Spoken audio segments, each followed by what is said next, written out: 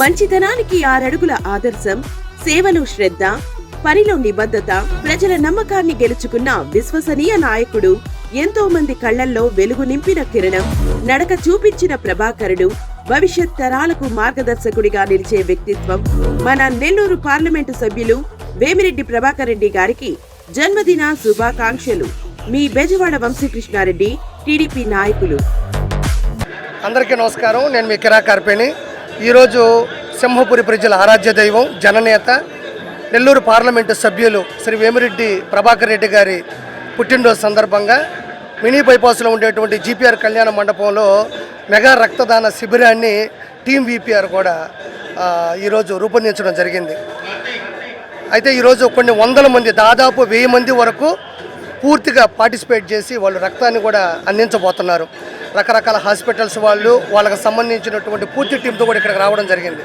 ముఖ్యంగా చెప్పుకోవాలంటే వేమిరెడ్డి ప్రభాకర్ రెడ్డి గారిని గుర్తించవలసింది ఒక పార్లమెంటు సభ్యులుగా కాదు, ఆయన పెట్టినటువంటి వీపీఆర్ ఫౌండేషన్ ద్వారా ఉచిత విద్య, వైద్యాన్ని, అమృతధార ద్వారా ఉచితంగా తాగునీటిని కూడా అందిస్తున్నారు. అదేవిధంగా ట్రైసైకిల్స్ కావచ్చు, అదేవిధంగా కంటికి సంబంధించినటువంటి కళ్ళజోళ్ళు సంబంధించినటువంటి పరీక్షలు కావచ్చు, కుల మతాలకు అతీతంగా చేసేటువంటి పండుగలు కావచ్చు, ఆయన గడప దాటి లోపలికి వెళ్ళి ఎంతమంది లబ్ధి పొందారు, ఎంతమంది ఈరోజు అత్యున్నత పొజిషన్లో ఉన్నారో ప్రత్యేకంగా చెప్పనక్కర్లేదు.